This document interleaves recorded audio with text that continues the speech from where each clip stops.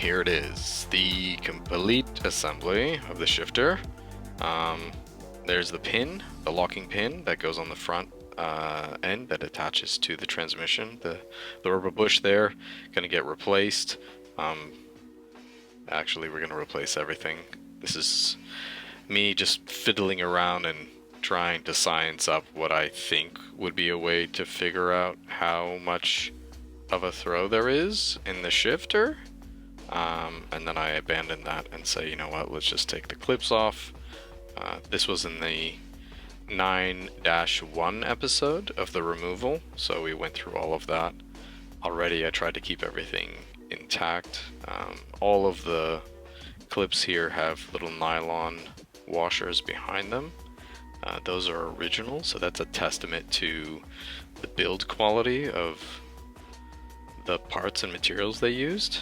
Here we've got these four little notches at the bottom of the shifter. I got a shifter from Auto Solutions. The guy who runs it's name is Ronald. He's a no-nonsense kind of guy, and tells you what you need and just provide him with the information. So this comes with their short shifter kit, and it basically lines up. Once you line it up with those gaps there, it essentially gives you the ability to twist the inner bushing or the plastic bushing that's inside. And you can see me kind of manipulating it there. And once you're confident with it being fully seated, you just give it a good solid twist and it'll move it past the clips. You'll notice the little clips are actually tapered, so they'll really only turn in one direction unless you want to, if you're replacing it, okay, you can break it. But I try to avoid, overcooking things when I have the opportunity to. And then once it does that clip, then the whole assembly just pops out and you're done with that. And just slip the old one off. I believe that's original, so it's, it looks like it's got an aluminium coating now from the decades of just going back and forth. So this is another part that they provide for the bush. It is a Delrin case with a brass inner sleeve. So, and you're gonna need to get the old bush out. Here's a side-by-side comparison. The M5, I don't know if the M5 ones are much different than a lot of the other E28s. I mean, it is pretty beefy as far as the amount of meat that's on there, but all the parts that Ronald makes are hand milled. Now you can see, the short shifter just has a steeper angle there, which means when you go to shift, you're naturally going to have to tip forward or backwards less. And they provide you with a new knuckle, the whole arm assembly, a new clip and pin. So basically, all you need to do is get this old one out, metal hacksaw, bit of back and forth, and eventually that'll just fall off, and it doesn't take much to negotiate it out from there. And here I'm just kind of taking the more controlled approach to push out the arm from the rear plate, the rear support plate, and because we're going to be replacing the bush that's in there. Original rear carrier bush. So now what I'm going to do is I'm going to push it out. That's right, because I tried to push it out and every single time I did, it just kept flexing. So another testament to the quality of the material, because it just stretched and stretched and it wouldn't give up. So to do the old Inferno method, which I've found is probably the most efficient and time-saving way to get things done.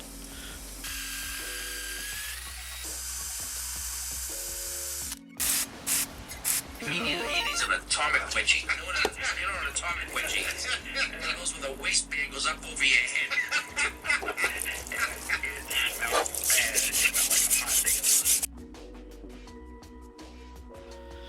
Here I'm just disassembling the main arm from the shifter because I'm about to install the new bush. I ordered a bunch of shifting or components from Gargistic, and this would have been ages ago, but a lot of those components are all identical. Same thing across the board for any manual E28. There are differences in the carrier arms as far as the way they mount onto the car, but as far as the little puck is concerned, which is, you can see here, there's 4 little tabs. The 2 tabs on the side where, you know, the grooves are, that you locked them or unlocked them from, they just need to be really gently tapped and they'll click into place. And that's all you need, and it's done. And now you can see the difference, like the shifter doesn't want to fall down or anything. Here's the new bush that I ordered from, yeah, I know, a bit shameless, but you know, they make parts for cars that don't run. And that's also back from zinc and passivate plating. It's really easy to push in, and then just a little bit of assembly grease to get the carrier arm back in. Now the only issue with this one is because it isn't, it's not a friction fit. I was paranoid, so I decided to take a bit of this kind of metal banding, give it a metal paint, you know, anti-rust paint, use some stainless steel, and just make something that allows it to just never back out again. And now comes the part where I've got to put in these Delrin bushes for the front of the carrier, generally working in 1/2, so that way you have a bit more control of how yeah, how it gets seated. A vise comes in super handy. I mean, you can do this stuff with, you know. Now it's even again, but the flat is on the top. Yeah, I thought I was gonna just keep it the way it was, but you have to grind it down, otherwise there's no tolerance for the pin to go in. This is, I think, a 2.5 mil. Yeah, because I'm making an M3 hole, so it's got to be, I think it's got to be 2.5, and then a 3 mil tap into the side of the shifter. I just didn't want to have to deal with the shifter ever slipping off.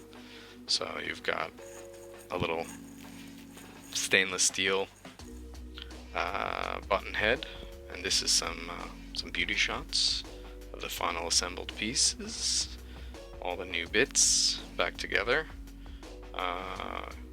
And now we're gonna go back into the car. I've just staged that clip along the top, so it's ready to go when I reinstall it into the shift arm. And the angles are really weird on all of this stuff, so sometimes it's difficult to get a camera in there. And I'm just trying to remember to prep everything. You can see these 2 tabs in the back where the carrier is. I'm pointing at them now. Those are actually where the slots on the top of the rear mount slide into, and that's how. So it gets engaged there, and then the bolt also goes through the back of that plate. So all of those things align together. And there's going to be a bit of fiddling going back and forth. You'll have to slide the carrier inside the bush and move the shifter back and forth until it seats into both the front bit with the pin and the actual, I guess, the slide that goes into the transmission, that the arm moves back and forth. This is just, you know, putting this on finger tight so it doesn't, you know, fall out while I'm trying to line things up. This is me putting the pin back into that front coupling. In the removal, I have a much better angle of it, but for the sake of brevity, I thought, you know, I'm going to be putting it back in, and then I just pull the ring clip back over to lock it. And this is just footage, evidence of me being a bonehead and forgetting the fact that I can't physically get to the top pin of the carrier to reinstall it without having the transmission lowered to some degree. So I've just got one of my motorcycle jacks that I've put on wheels, and there's the pin. I've slid it in. Now look at, this is what it actually looks at from the top, and what you want to do is you want to push the pin in all the way until it's seated, and then the clip part will slide over the little cast.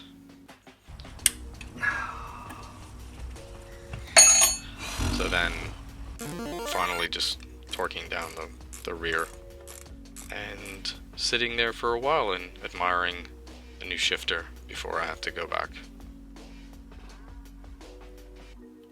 and reinstall all the interior components. So that's the rubber boot. It has a lip on the inside. The large lip on the bottom is actually will live on the inside of the transmission tunnel. So, and it'll sit right on that lip. So the lip is a little bit, it can be a little bit sharp, but I've just put a bunch of silicone grease on there to do two things really. Help kind of protect it over time from heat and weather, but two, it's also to help just with the assembly process. Again, liberally adding the grease, especially on the inside bit, because you're gonna have to be a bit forceful to get that large lip to go inside and underneath the transmission tunnel housing. So you want the least amount of struggle when you're going down, because if you inadvertently push a little too much on the inside rim of it, you could puncture it, and then it's not really that big of a deal for, you know, like for functionality's use, but you will get noise that'll come in through there, and eventually it'll degrade a lot faster. There you can see I'm just making sure that that smaller top lip is seated properly on the top of the tunnel, and then just kind of seeing where the bottom of the shifter is.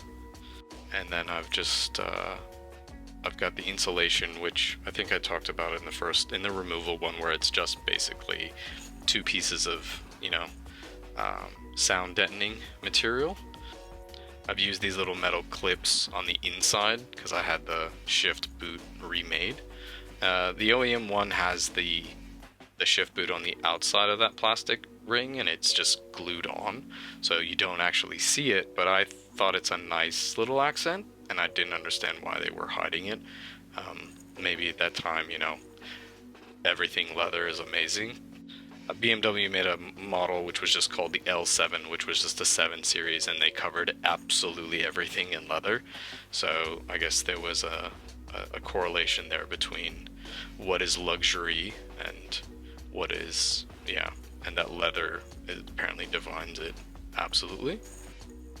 It's a nice feeling getting to this point, because, you know, the interior kind of feels like it's a little bit back together. There's still some panels that are out from underneath the steering wheel. And that's it. Just kind of clip everything in, maybe dress up the boot a little bit, and make sure that it's seated underneath the actual knob. Yeah.